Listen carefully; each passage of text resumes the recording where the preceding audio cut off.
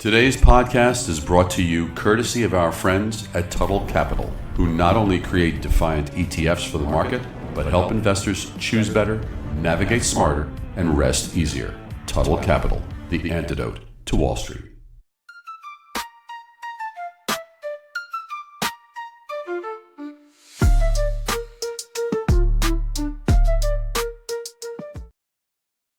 All right, joining me is James Seyffart, Senior Research Analyst with Bloomberg Intelligence, who I always say James is simply one of the best in the business covering ETFs, and certainly few, if any, stay on top of the crypto ETF space better than James. He does it all. He covers TradFi, crypto. He stays on top of the regulatory side of the equation. But James, it is always great to connect. How have you been? I've been good. Thanks for having me. Yeah, I mean, there's a lot going on right now, so it's a great time to catch up and follow up with what's actually happening in the space. But thank you for the kind words. I would say that you are right up there with me. I feel like me, you, and Eric get tagged in posts all the time when somebody's like, oh, does this matter for the ETF? Or like, oh, guys, look at this. And it's like James Seyffart, Eric Balchunas, Nate Geraci. I love it. I'm still having, I think, every bit as much fun as I had back during the spot Bitcoin ETF saga. There's just so much going on, to your point, and we'll get into that. But I have to start by asking you, with everything we have going on right now, I understand that you're actually in the process of writing a book on crypto. Is that correct?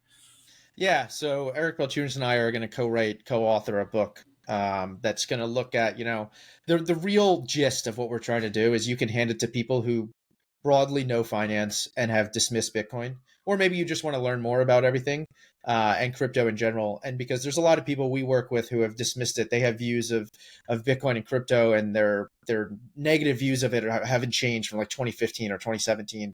And they just thought it's just internet scam money. And we're like, there's a lot more here than that. I'm not saying there's no scamming, there's no fraud, and we're going to get into all of that. But like, there's real value that's being created and real technology that's being built in the space. And it's not something you should just completely dismiss as funny money. So it's a large part of the book is going to go into Bitcoin, its history. It's going to start with the ETFs, the greatest launch of all time. And then we're going to get into a little bit of tokenization and crypto and the altcoins and stuff like that. So it's the goal is to be a broad, generalized how-to and looking at like the ETFs and just this space in general. How is the actual process of writing the book going? Because I've got to tell you, I don't envy you. Yeah, you may not know this. I actually started writing a book on ETFs. This was years back. And I'll be honest, I basically just gave up. I couldn't focus enough to actually write it. I just felt like I had too much stuff going on. And you really have to lock yourself in a room and not do anything else. You can't be distracted if you're going to write a book at all.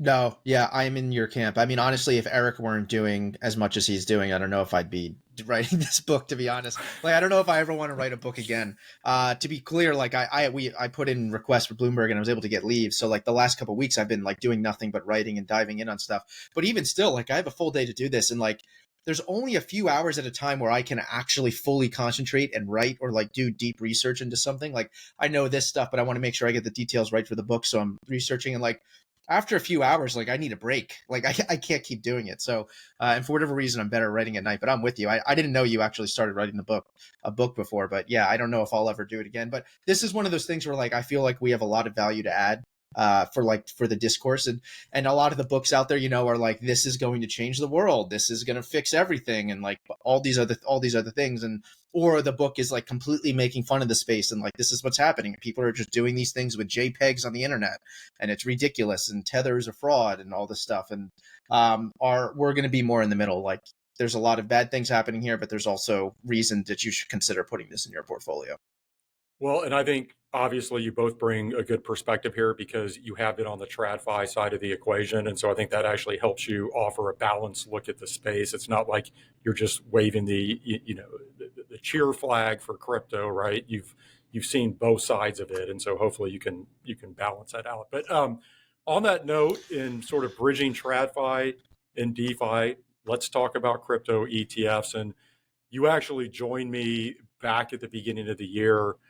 And I just thought, before we get into the fall here, when it looks like we're going to have a lot of action around crypto ETFs, this might be a good time to do a quick update on everything going on, which, by the way, I thought we were all set to have a crypto ETF summer. It's now looking more like a crypto ETF fall, which doesn't have quite the same ring to it. But let me do this. You may have seen me tweet out something to this effect, but I want to give you a list of things that has happened over about the past 2 weeks or so, and then have you comment here. So we had the SEC approve in-kind creations and redemptions for spot Bitcoin and Ether ETFs. We had the position limit for options on IBIT increased. The three major stock exchanges, so NYSE, NASDAQ, and CBOE, they all filed for generic listing standards for crypto ETFs, which is basically a framework to streamline bringing new crypto ETFs to market.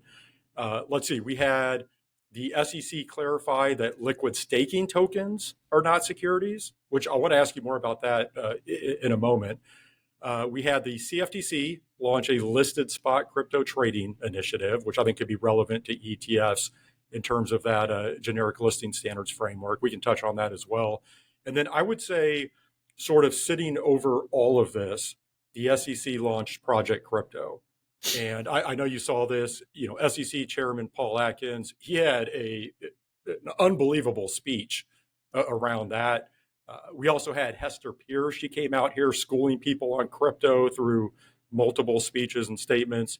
I'm sure I'm missing some stuff here, but like, how wild is it for you to see all of this after what we went through with years of the SEC seemingly trying to do everything they could to stifle crypto and crypto ETFs? Yeah, we can go into each one of those as you want, but from a high level, I would say, like, if you told me this was happening a year ago, even 8 months ago, I would have been like, I wouldn't believe you. Like, if you're in the crypto industry, what you heard from that Paul Atkins speech and the stuff you're seeing out of Hester Peirce is like what you would have hoped and prayed the SEC would be doing for the last 8 years, right? Like, they've done nothing but stifle innovation. They've done a lot of work to, regulation via enforcement. There was a whole bunch of things they were doing that just made no sense to me. Like, I was a third party viewer and I was writing research from a Bloomberg point of view. Like, this makes no sense. Like, what they're doing makes no sense on many regards. And they were weaponizing different things. And now we're seeing all these things that we were writing. We were arguing they should have allowed in-kind from the get-go. Like, the reasoning made no sense to us. You name it, no matter how you slice this, it made no sense. The biggest thing I think for the ETF world, which you hit on, was a generic listing center stuff, which we can get into. I thought there were some unique things in there, but I think as far as an ETF goes and what assets are going to go into an ETF, that is the biggest thing here. But like, overarching, just the level of knowledge and understanding and foresight with the way they're trying to, come up with this framework and these rules around crypto more broadly, is just everything you could have ever hoped for if you're in the industry. I'm sure there's going to be things that come out that people in crypto don't like. We already see different parts of crypto fighting on things that are going into, the Senate clarity, the clarity bill in the House, and the bill in the Senate for like crypto regulations. But for the most part, people in this industry, against what other people are saying, they want to know the regulations. They want to know the rules of the road so they can follow them. And that just has not been the case. And what you're seeing from these regulators right now is as positive as it gets, I guess, is really what I like. This is better than anything I would have thought would be coming out of regulators. I agree. And also just the speed with which all of this is occurring. It's amazing just how fast regulators are moving now. Let's drill down into several of these. I guess we can go with the generic listing standards for crypto ETFs that these three major exchanges have filed for. And even before that, and you were reporting on this, we already knew the SEC was working on this framework. Do you want to just explain this at a high level? Like, what's your understanding as to how this will all work? Yeah, so obviously the first thing I'll say is, like, I don't know exactly how this is going to work, right? But like, my understanding, and I've been writing about this for months, was the SEC is going to come up with some sort of rules of the road for like what assets can go into an ETF wrapper. Because we went from a position of, under Gensler and the former SEC, what could possibly get into an ETF wrapper? And now under this new SEC with Atkins at the helm, my view was like, what isn't going to be viable in an ETF wrapper based on their views? Because like, they're basically saying everything's a commodity and all these things. So our view was they're going to come up with some sort of generic listing standards. And they use generic listing standards for other things. Like the ETF rule, in essence, is a generic listing standards for the most part. If it meets the 1940 Act requirements, and there's other funds that basically do this already. If you're launching an S&P 500 fund, you don't go through this 19B4 process that all these crypto ETFs had to go through to get approval. That's all this is. It's basically going to say there's going to be, if you meet these requirements, you're just going to be allowed to launch the ETF holding the underlying asset. And the SEC, unless they come in and stop you, you can launch, 75 days after filing or whatever, what have you. And I wrote a note a couple months ago saying, like, these are the things I could see them including. And basically, the one thing I said that was most important was the CFTC listed futures contract, because I feel like once you get that, you essentially get to a point where you're going to be able to have a futures ETF. And then you get into the Grayscale dilemma, because the Grayscale ruling basically ruled like you can't have a derivative futures product in an ETF wrapper and then not allow a spot product. So like once you get a futures product, it's good to go. So that was my number one criteria. And then I had all these other things, like maybe they're going to look at float. Maybe they're going to look at, how big is the market? They're going to focus on how big is the open interest and length of time that the futures have been on the market. All these different things. Trading volume, is it trading in the US on US exchanges? And for the most part, the only thing that really matters is, does it have a CFTC listed futures contract? The SEC is basically outsourcing what can go into an ETF wrapper to the CFTC, who's deciding what can get a futures contract, as far as my reading of the current filings that we've seen from these exchanges. Now, this is what the exchanges have submitted. There's going to be a comment period. The SEC and these exchanges will probably go back and forth on exactly what the rules will be before they're actually published. But that's my understanding. I don't know if you have any different views or thoughts on what you saw. No, I mean, that's basically the way that I'm reading it. You hit the nail on the head, and that it looks like the CFTC is going to be the primary deciding factor in terms of which spot crypto ETFs will ultimately be allowed to come to market, at least with this framework. I guess on that note, do you think the spot crypto trading initiative that I mentioned from the CFTC ties into this? The CFTC is now working to help support launching more regulated crypto futures, which theoretically would mean more crypto ETFs with a framework that we're discussing here. So do you think that ties into this? I think it ties into it. I also think they have like specific language in there. So the one thing is like basically the futures contracts. And then they also mention like exchanges and trading trading venues that are part of ISG, which is like a surveillance group. And right now, the only thing crypto specific is Coinbase derivatives. But like all of a sudden you get like actual Coinbase spot or like a Gemini or something along those lines on there, and they're trading spot markets. Like theoretically you could have something where like they left it open in different areas for like it not just to be CFTC listed futures. But I think what you're saying is important. I think also like they left it, it's not like just focused and narrow right now. They left it open for like the growth of this industry and other, participants and trading venues that come into to satisfy those requirements of a CFTC listed trading venue. So it'll be interesting to see exactly what goes in there. But for now, as far as I'm concerned, it's basically, does the asset have a futures contract trading on basically it's just Coinbase's derivatives platform, really is what it is right now, but could also be CME, which would go a long way, or anything else that is part of that surveillance group and regulated by the CFTC. And really they can kind of launch things as they want unless the CFTC stops them. And that's kind of what they've been doing. They've launched a whole bunch in recent years. So what's your expectation for when all of this could be finalized? And let me throw something else into the mix here. The Clarity Act. How does that play into all this? Or do you think that's a separate deal? Because, right now we do have deadlines on spot crypto ETFs in October. I think that my thought is that this framework would be in place before then. But as it pertains to the Clarity Act, which that's your digital asset market structure bill that's going to dictate, is it SEC or CFTC who's regulating particular assets? What's a security? What's a commodity? But my point is, there's no guarantee that the Senate passes the Clarity Act within that time frame. So, like, how do you see all of that playing out? I think they're related, but not required for each. So like whenever I was writing about this and whatever's going on, I always put like at a bottom in a paragraph, like a sentence that basically says any sort of help from Congress providing actual legal laws and rules of the road for how to handle this would go a long way. But even if we do get that Clarity Act passed as is or what have you, I still think the SEC needs to come up with some sort of rules and frameworks for how they're going to handle this and how they're going to handle things between them and the CFTC. So the Clarity Act will determine like who has jurisdiction in what areas. And it kind of seems like the SEC is fine with like leaning on the CFTC in this front. So no matter what, even if the Clarity Act had come out and they said CFTC has jurisdiction over the CFTC, the SEC would still have to come up with rules for like what's allowed in an ETF wrapper, because that's purely in the SEC's jurisdiction.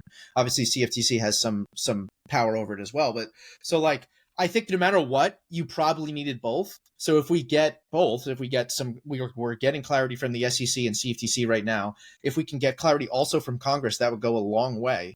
But I don't think you really need either to continue seeing benefits going down the line of getting more, understanding of where things are going. So related, but not completely needed for each. And I think they'll probably help each other. And I agree with you. I think this is going to be done before, I think the first deadline is October 10th or 11th.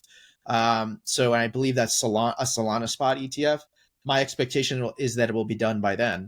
If it's not, I think Solana seems to be more along. There's been a lot more updates on Solana ETFs. They're going back and forth at the SEC. So theoretically, let's say this framework isn't ready, they could theoretically, approve Solana under that 19B4 process in early October, and then wait until there's other assets aren't due till later in October. But my expectation is they're going to have this done. I think it's a 21-day comment period from when they posted, those exchanges posted their proposed rules to the SEC. So that'll be done before the end of August, and then it'll be back and forth, I'm assuming, between the SEC and these exchanges. So I'm with you. I think this will be done by early October at the latest. And if it's not, I don't think it's even that big of a deal. Worst comes to worst, the SEC is going to have to go through and write a long 19B4 approval letter for Solana, which I don't even know if they're going to have to do that. Like, they've already started this 19B4 process for all these ETFs. Are they just going to write a 19B4 approval letter basically saying we're leaning on this generic listing standard and for all of them? Or are they going to have to write 19B4 approvals or denials off the bat? I don't know exactly how that works, but my expectation is we're going to see a whole wave of assets in the ETF wrapper from October through December. The one thing we didn't mention is it's not like you launch a CFTC futures contract and you can just list the spot product. I think there's a 6-month limit right now in the proposed rules. So you need to That's have the way I read it. Yeah, you need to have, like, the futures have to have been trading for 6 months. You can't have Coinbase list your, altcoin, shitcoin on their derivatives futures product, and the CFTC allows it, and then you get a spot ETF the next day. Like, there's gaps here. And the SEC probably just wants to make sure things are operating smoothly. There's enough open interest. There's enough volume in the underlying market so that it's not a little crazy. So they're not insane for those people that are worried about this getting out of hand. While we're talking about this, I have to ask you about the Grayscale Digital Large Cap ETF and the Bitwise 10 Crypto Index ETF. So you know the story here. Both were approved by the SEC Division of Trading and Markets, and then those approval orders were immediately stayed. And you were, again, out ahead of this. You floated two theories here, which I thought both had a lot of merit. One was at the SEC. They just wanted to have this crypto framework we're talking about in place before allowing ETFs that hold anything other than Bitcoin and Ether, at least in a 33 Act structure.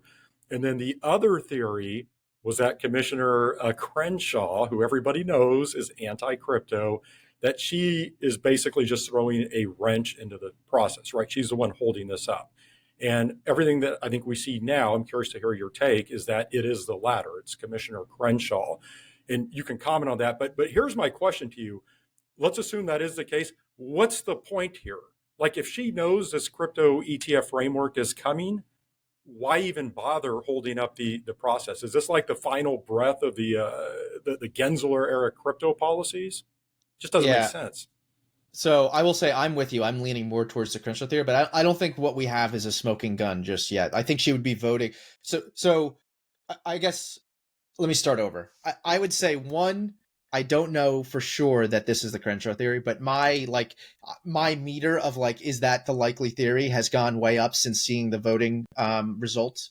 Basically, the way that most approvals happen for the listeners, and I know you know this, is it's delegated authority, which is the commission doesn't have to vote on everything. Like, the staff, some of those people have been there for a very long time. They trust the staff and the staff lawyers to just follow the rules and go through the processes and approve things or disapprove things based on the rules of the road, right? But all commissioners have this power. They call it 431 powers. And what they can do is if anything is done by delegated authority, they can put a stay order on it and say like, I want to do a commission vote, or I don't want this to happen. And like then the SEC has to basically vote on like whether or not they're going to address this as a commission. So theoretically, you can be thrown into purgatory, which there are examples of ETFs from years ago that are basically thrown into purgatory because the SEC wasn't ready to handle them and whatnot. So I think, one, if this is that, it's like a more extreme version of what Hester Peirce was doing from like 2021 through until now, where she was writing dissent letters, she was voting against everything. But from what I understand, she didn't do any sort of 431 power type action.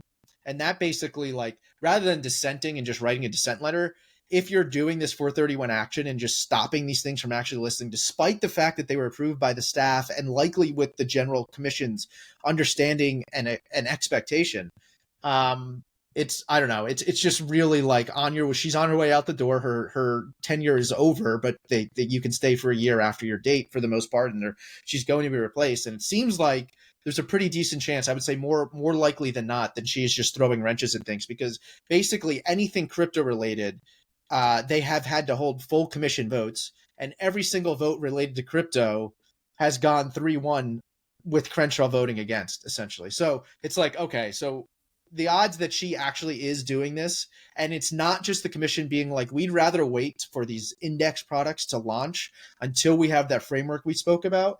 Honestly, like, after talking with some different people, I kind of was starting to lean towards like maybe the SEC just wasn't ready. But the more you see this with that voting record, and when you read the approval letters, like there's a lot of explicit language in there to allow things to happen if you have 80+% of your assets in ETFs and assets that were approved by the SEC already. So they went out of their way to like create language for why these specific products that have 80 to 90% of their assets in Bitcoin and ETH should be approved, despite having 10% in 3 other assets or 8 other assets in the case of Bitwise. So my part of me is like, maybe it's a little bit of combination of both. Like Crenshaw threw a wrench at Grayscale and basically stopped them from being able to list. And then the SEC was like, well, now we can't just give an advantage to Bitwise while Grayscale is stuck, in the mud right now. And they might have just allowed it to get stopped, and they're going to go through and approve them both. But yeah, so I'm with you. I'm leaning towards that. Balchunas is still not convinced that it's the Crenshaw theory, because he's like, why would you even do that? What does it matter? From my point of view, I think it's political. I think it's she wants to be on in her view, the right side of history. She thinks crypto is going to be very bad. I think at some point we're going to see some bad outcomes from the crypto world impacting TradFi, and the Democrats who have been voting against all this stuff are going to lean heavily onto it.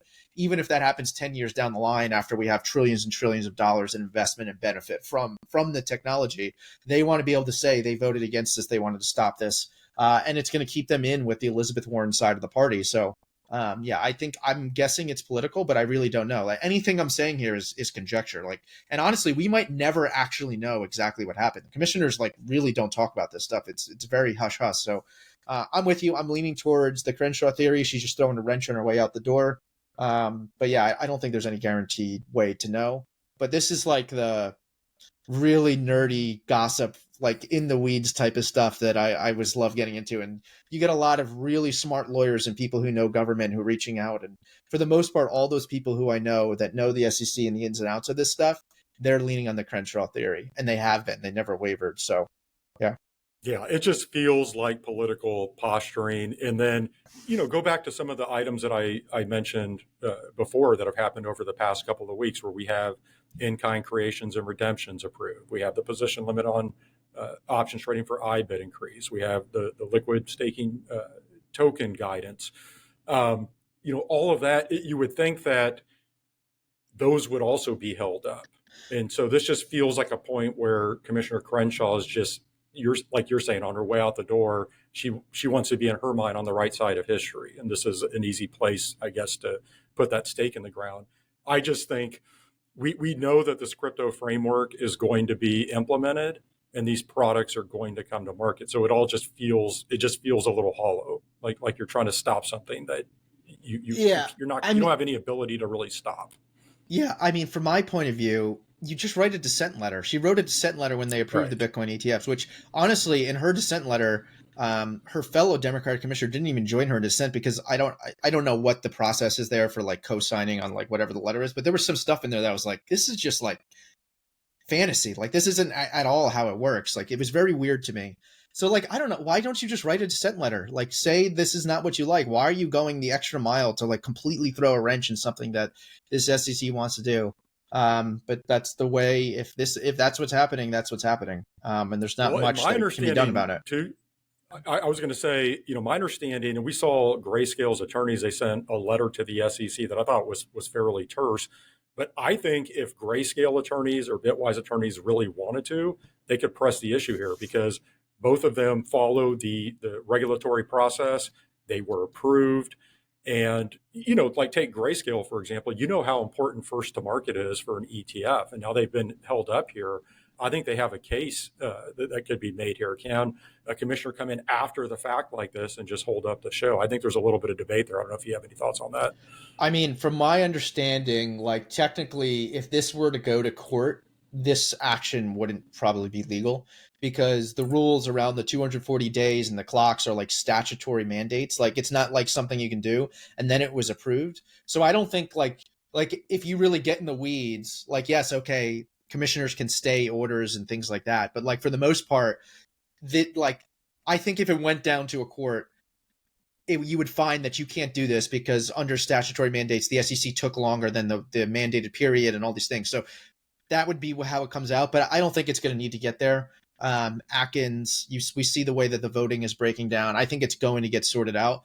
The only thing you could argue is maybe Grayscale is hurt because theoretically, whenever this gets solved, it's likely that GDLC and BitW will launch at the same time. But also at the same time, they're very different products. Like GDLC only holds 5 assets, BitW holds 10.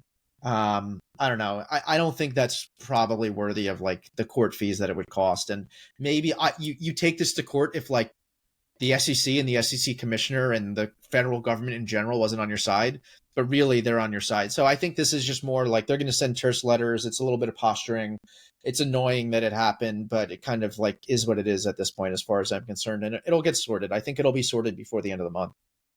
Yeah, the other two things I'll mention here, and then we can move on because I want to ask you about spot Ether ETFs is, first of all, as you noted, both of these, I believe, have over 85% allocation to Bitcoin and Ether, which clearly have been approved in an ETF wrapper. And as you know, this gets a little in the weeds on the ETF side.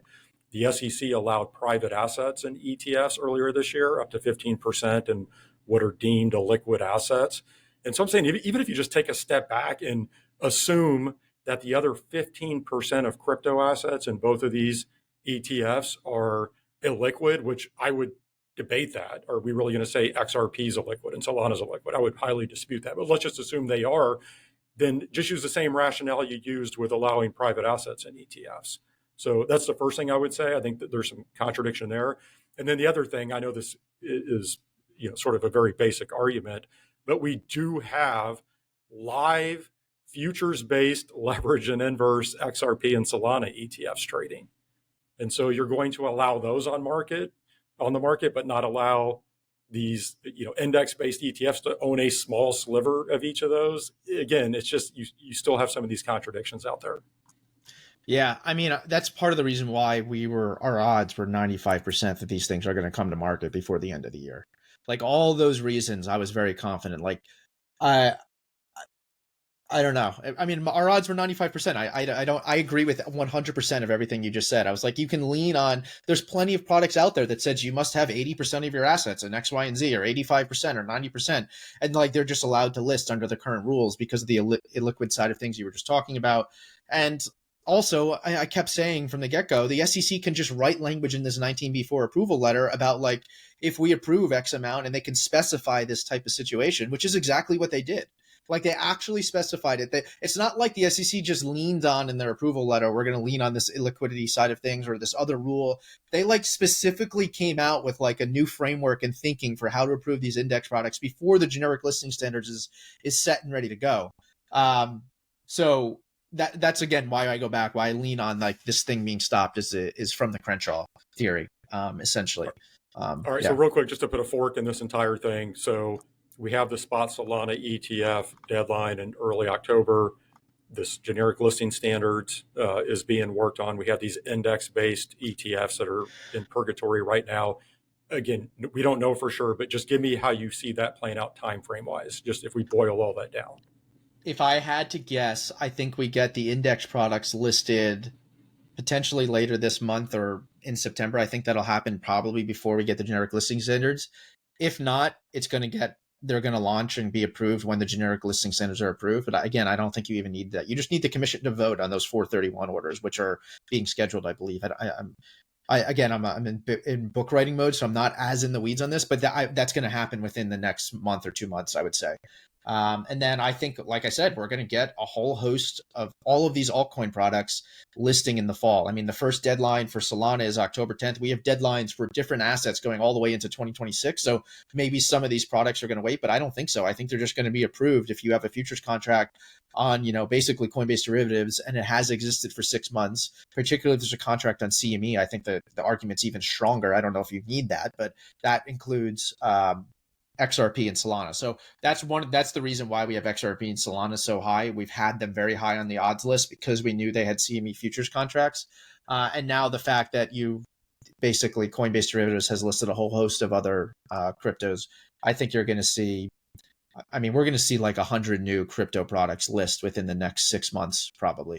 And that might even be conservative because who knows how far this thing is going to go. You're going to get different index launches. You're going to get a whole host of different things. And like one of the things that I would like to see, like if I'm in the market, I think that it's kind of been filed, but it's like, I would like to see, okay, we have all these Bitcoin products. Most of the assets I think in crypto are going to stay in Bitcoin type products, but I think index products are going to be huge. I think a lot of advisors are going to like the idea of an index product. So and advisors like to tinker around with their portfolios. They like to control their allocation. So I think what could be very popular is something like, I'm going to hold the Bitcoin ETF for a certain allocation of my portfolio, and then I'm going to buy this index product that is everything that's not Bitcoin.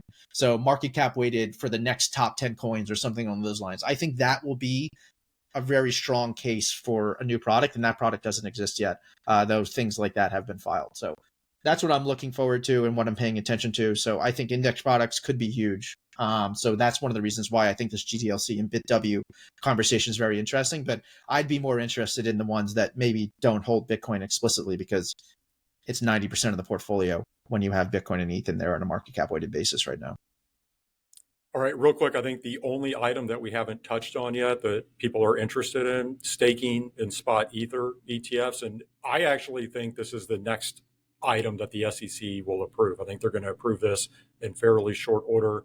I thought the clarity that they just offered around liquid staking tokens was really important, because the SEC had previously expressed some concerns around how ETF issuers will manage redemptions if, say, they have if an issuer has a large percentage of the ETH stake and investors are wanting out of the ETF.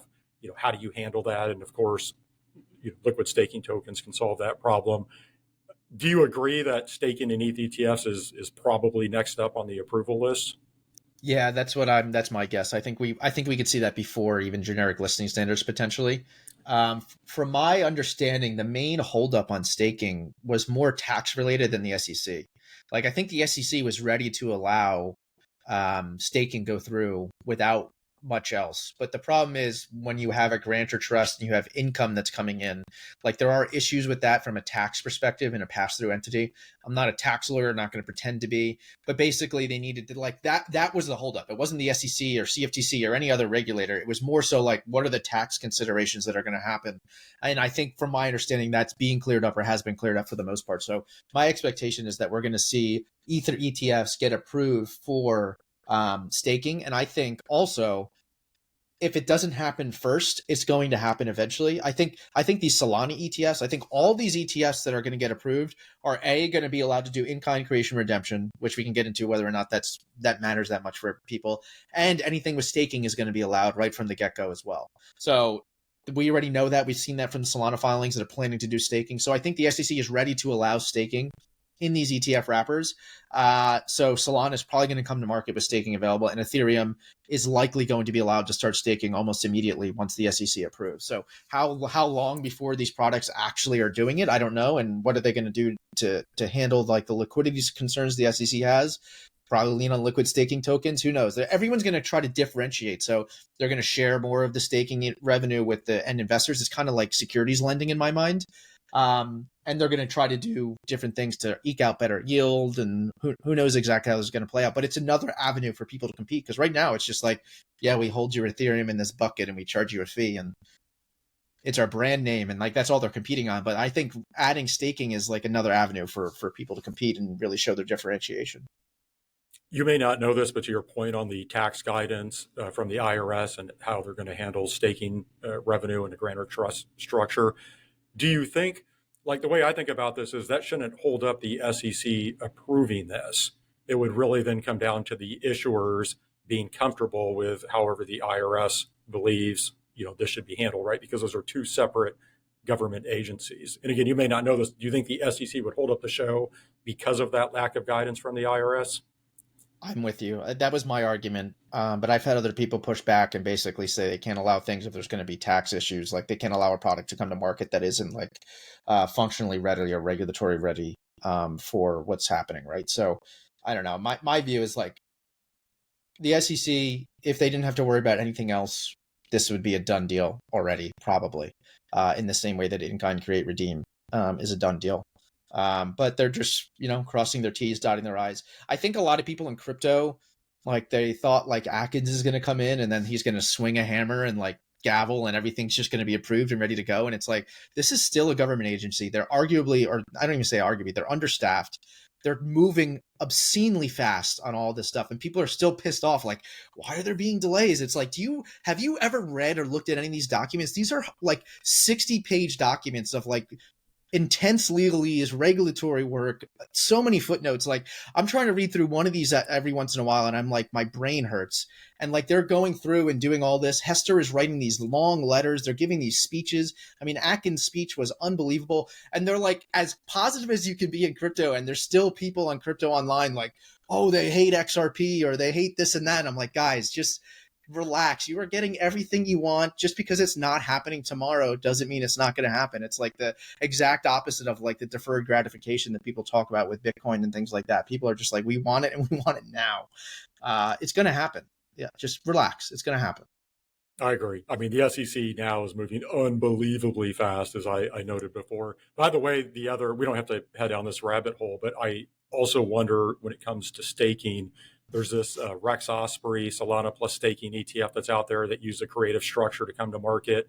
And they also have an ETH version of that, which they haven't launched yet. And I just wonder if the reason they haven't launched that is they believe that staking in spot ETHs ETFs is going to be allowed here in pretty short order. So maybe it's not worth bringing that to market. But where I was heading is the SEC can't like having a staking product out there in the 40X structure without having it in the 33X structure. I wonder if that plays, into all this. I agree. I think that's part of the reason. Like I wrote a note, basically Rex, Osprey, I had a lot of people saying they weren't going to be able to get to market. And I would talk to like different other people that would say like, no, this is actually pretty interesting.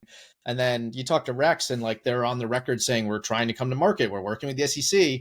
And all of a sudden it comes out. And then all of a sudden they're like, send in your comments for your Solana S1s on these spot Solana ETFs and updates. And I'm like, oh, this is moving quick. And then you're seeing a bunch of movement on staking proposals. So there was a few weeks ago, you just saw all the exchanges, CBOE, NYSE, NASDAQ, submitting like documents on staking for spot products. And it's like, I agree with you. Like, I think the SEC was moving fast, but maybe staking and Solana got bumped up a little bit because of like, they're like, we have to let this Rex Osprey one because, the creative regulatory and legal workarounds that they used. It's not the best structure in the world, but it's also not like the worst structure in the world. So first to market matters, and kudos to Rex Osprey for getting that out the way they did against what a lot of people didn't think was possible.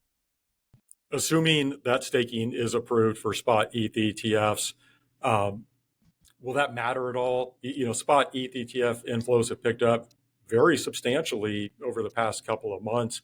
Will staking help that in any way, or does it not matter because the yield? We're not talking about a huge number here. I think it matters. I think there are people out there, like I think the fact that staking wasn't allowed was part of the reason why the ETH ETFs were, I don't know exactly what you were a little higher than I, but I had, we all had like relatively comparatively low expectations for Ethereum versus Bitcoin ETF launches. And I think I was a little lower than you. And like, it was still way lower than my expectations.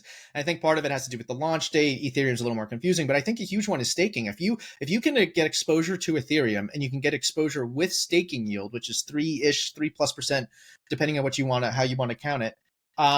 Why would you put it in a wrapper where you're paying a fee to not get exposure to that staking? So I think, yes, there's plenty of people still buying Ethereum ETFs. They've taken in billions in recent months. They're doing very well. I think staking is going to make them even more valuable to people who, for anyone who was like, why would I put my money in a product where I'm paying a fee and not getting exposure to that yield?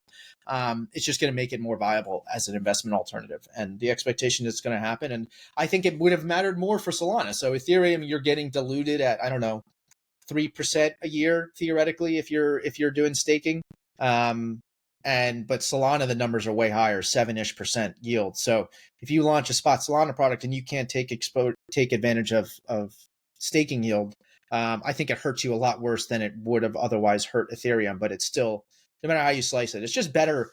This is the way it should have been. I mean, as far as I'm concerned, like this is the way that people, for the end investor, this is better for like everyone involved. Even like all through the value chain of creating these ETFs, it's better if they can allow staking as far as I'm concerned. Well, and I would say it's the same. You mentioned in-kind creations and redemptions. Same thing here. I think that's a little bit different in that I don't think that tremendously impacts the end investor's experience. They're probably not even going to notice. You might have slightly tighter trading spreads. Maybe it tracks the price of Bitcoin or ETH just a little bit tighter. But these ETFs are all already operating very efficiently. So I think it just wrings some cost out of the system. Any further thoughts on that, on in-kind creations and redemptions? 100% agree with everything you just said. And what I would add is like, even the products that have the worst spreads, like these really small other Bitcoin and Ethereum products, they have, 80 million rather than a couple billion in them, what have you. Like their trading spreads are still ridiculously tight. And you compare that to with the Cash Create product, as also I'm saying, and you compare that to like spot exchange volumes and spot exchange trading, one, you're paying like up to 1% fees to trade spot crypto. And then the spreads are also like another like 50 basis points to 1%. You don't even know exactly what the spreads are when you're trading on these exchanges. So, I mean, even assuming like the comparison between trading in the ETF wrapper versus trading spot product wasn't even comparable from a trading perspective. And now you're going to make it even better. I mean, it doesn't really add that much as far as I'm concerned. It's beneficial for the APs. It's going to make the market more efficient, like you said. But it was already ridiculously efficient. So anyway, and the other thing we should talk about, like the question I get all the time is like, am I going to be able to send in my Bitcoin or Ethereum and Solana and get shares of the ETF or vice versa? And it's like, no, this is only for the banks, the authorized participants. This is only going to be for the people that facilitate the creation and redemption of ETFs, which are huge financial institutions. This is not something that you're going to be able to do with your $1 million in Bitcoin.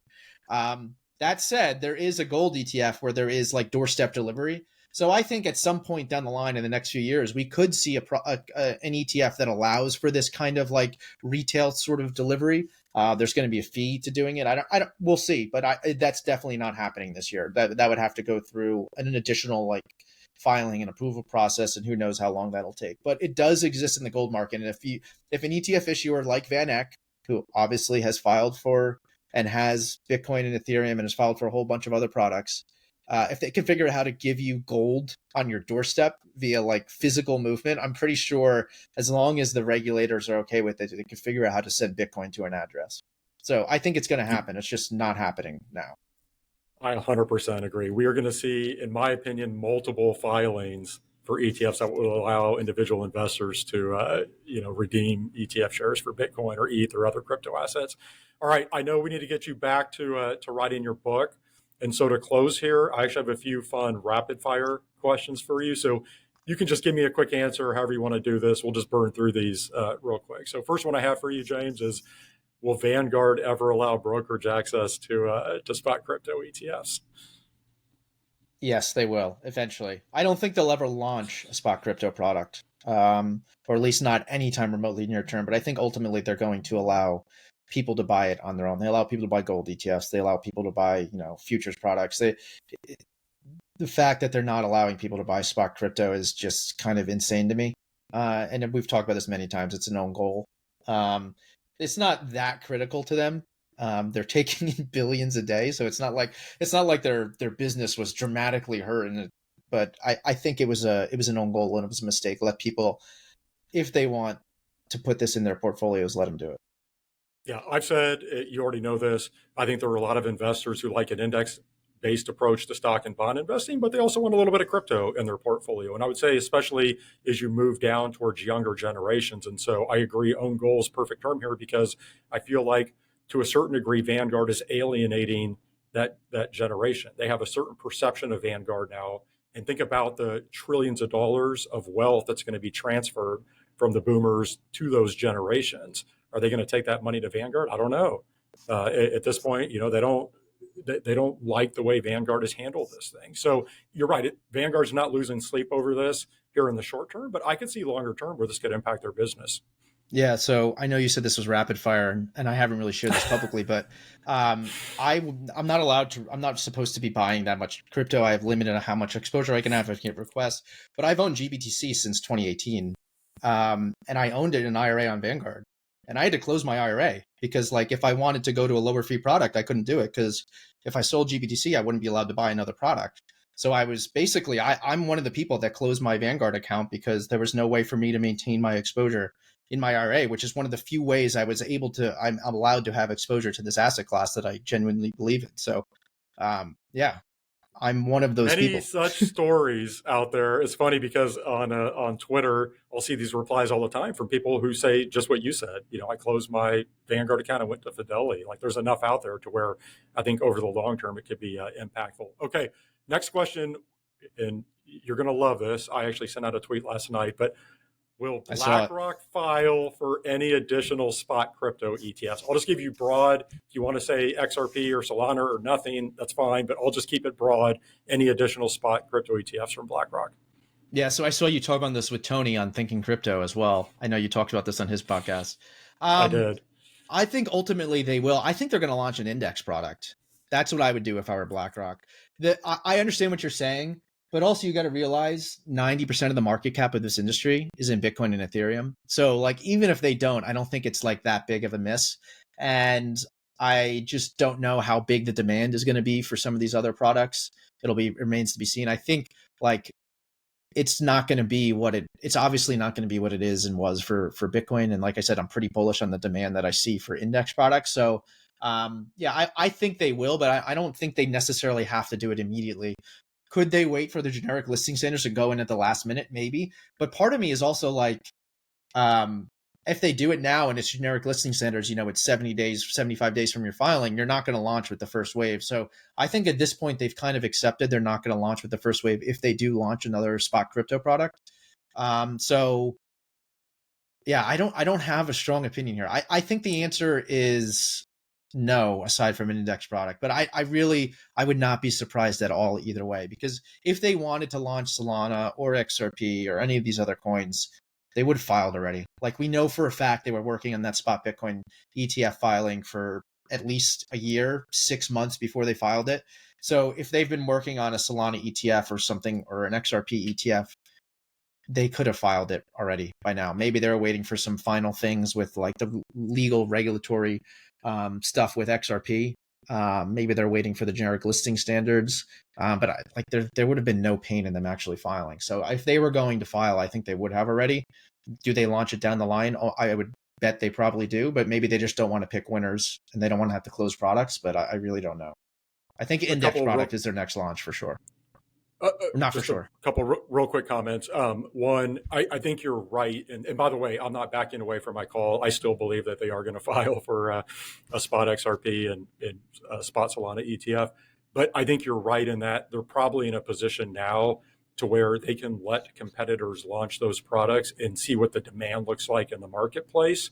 And if the demand looks like it's going to be really good, then perhaps they can just swoop in and still be able to be the market leader. We've seen them do that in some other categories. I'm not sure that I like that approach just from, like, competitive dynamics, but BlackRock's built a leadership position, and so they have the ability to do that. Just a couple other things I'll add. One, if you look at the XRP and Solana futures ETFs, I think they've done pretty well. I think the demand there has been surprising to me. And so, as you know, most investors, I think, want the real thing, by real being spot. But seeing the demand in even those products, I think, is a pretty good gauge that spot XRP and spot Solana ETFs will have a good audience. And so it feels to me and I've said this, it sounds like you heard my comments on this. If BlackRock is sitting this out, they're basically making a market call that it's just going to be Bitcoin and ETH and nothing else. And, that's fine. We can sit here today and go, Bitcoin's clearly established itself as digital gold. ETH, however you want to describe that, that's clearly the leader in stable coins, tokenization, et cetera. But things can change. We're still very early here. And BlackRock has always taken, they're a believer in an index-based approach to investing, to your point.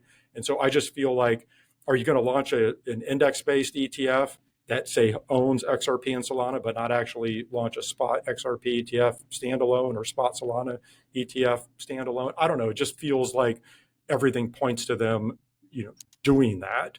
And I just think from a business competitive standpoint, you're the leader in spot Bitcoin ETFs, you're the leader in spot Ether ETFs. Why not sort of protect your moat by launching some of these other products, which again, I think there will be enough demand there for those products to be viable. Yeah, I think ultimately they will file and launch. And honestly, a lot of people, we expected BlackRock to file a Bitcoin ETF eventually. We honestly thought State Street would too, but we didn't think they'd go in first. With what you described, they've done this in plenty of other categories and thematics and things like that. Once they see demand or interest or it's strong enough, they'll come in later and launch their own product that competes with something that has been out for a year or 6 months, or even longer in some cases. So I think they could be leaning on that. And again, going back to what you were just saying, they could launch just spot Solana and spot XRP and something else solely because they're going to just wrap that. One of the things that BlackRock often does is they make other products that hold their underlying ETFs. So that could be what we see as well. But yeah, my point would only be that I don't think they're going to be able to launch immediately with everyone else. And honestly, if they are able to launch, if they come in now and launch a Solana ETF and can launch it the same day as everyone else who's filed and has been going through this process for, 9 months, whatever it is, that's messed up, honestly. That shouldn't happen. Fan of BlackRock, obviously, friends of BlackRock, but these smaller issuers and these guys, they've spent so much time working with the SEC getting this paperwork right. I tend to lean with Van Eck and Canary and 21 Shares in their letter where they basically said you need to stop allowing everyone to go at the same exact time. I think this generic listing standards is going to stop that. So yeah, that's the way I view it. I think they're going to launch eventually. I think an index product makes complete sense for them. But I just hope that if they do launch, they don't get to go on the same day as everyone else who's been working towards this for 9 months. I 100% agree with that. I hated the way that the SEC lined up the filers on the Bitcoin ETFs and Ether ETFs. And I get the argument for why they did that. But I just hated to see some of these issuers who worked for years on this and did a lot of the heavy lifting initially. They were first to file. And then you had some of these larger issuers just come in at the last minute and be able to launch at the same time. I just don't like the optics of that. But okay, I'll give you one more question, which is, and to be very clear for everybody listening, this is not any sort of investment call from James. So everybody do your own homework. But my question, James, is let's say that all of the existing spot crypto ETF filings that are currently out there, let's say those are all approved, and maybe even a few others that haven't been filed yet. You can lump that in if you want. Give me a dark horse, give me a crypto ETF that you think could exceed expectations in terms of investor demand.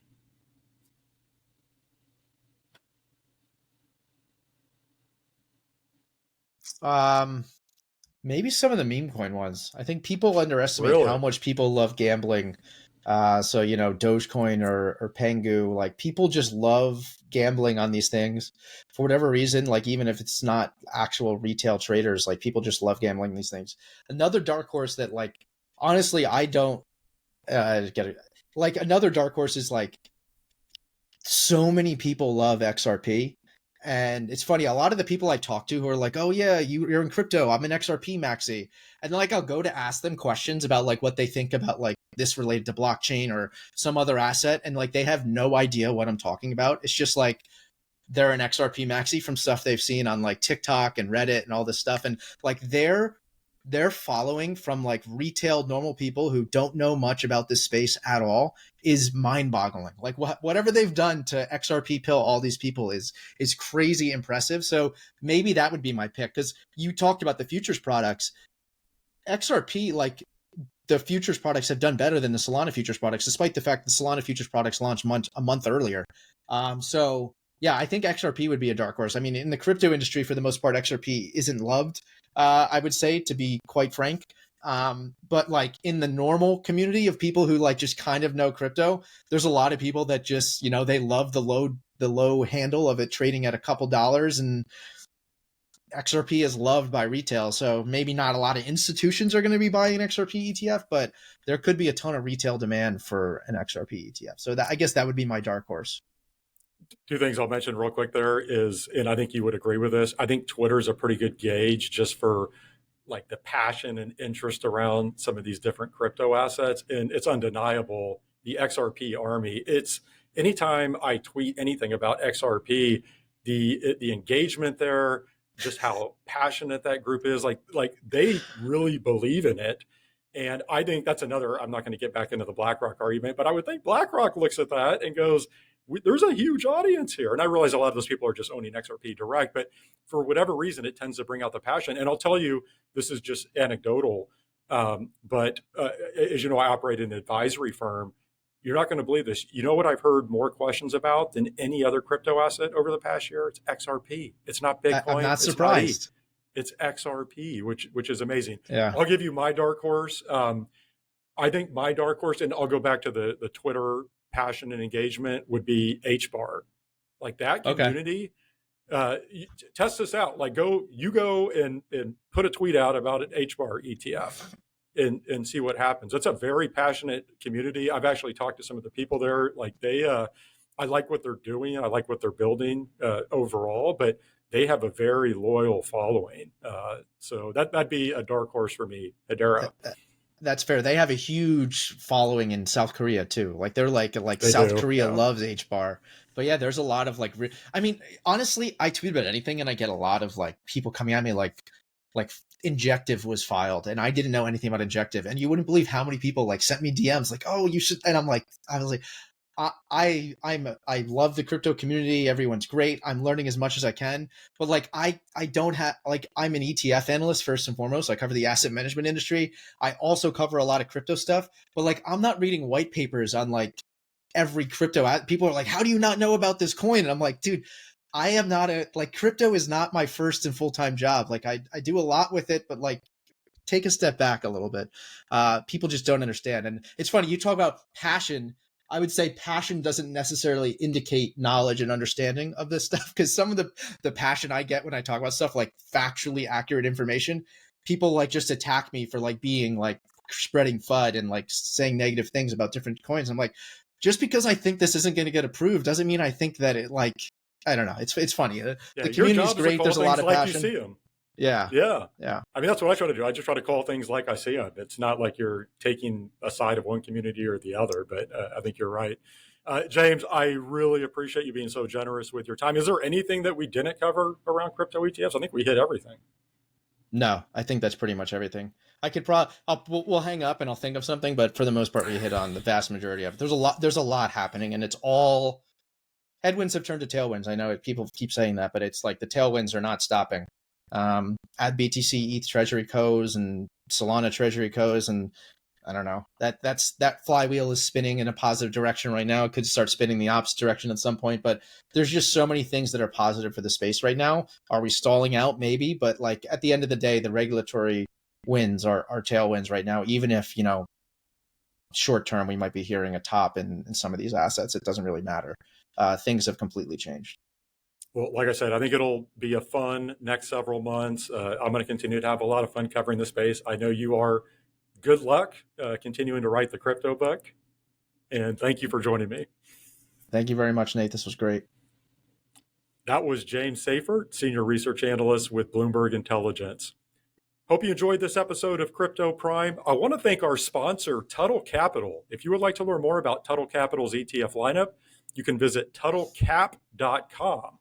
For exclusive daily market insights and the playbook that Wall Street doesn't want you to see, you can subscribe to Tuttle's free newsletter at theheatformula.beehiiv.com/subscribe. That's Beehive, BEEHIIV.com. See you again next week. Crypto Prime is hosted by Nate Geraci, president of OTR Media LLC. Nate is also president of the investment advisory firm The ETF Store. While OTR Media LLC and the ETF Store are related by common ownership, they are separate and distinct entities, and anything discussed on this program should not be construed as an official statement by the ETF Store. This program is for informational purposes only and does not constitute investment advice. Investing in crypto assets involves substantial risk, including the potential loss of principal. Any past performance figures discussed are not necessarily indicative of future results. Visit CryptoPrimePodcast.com for more information.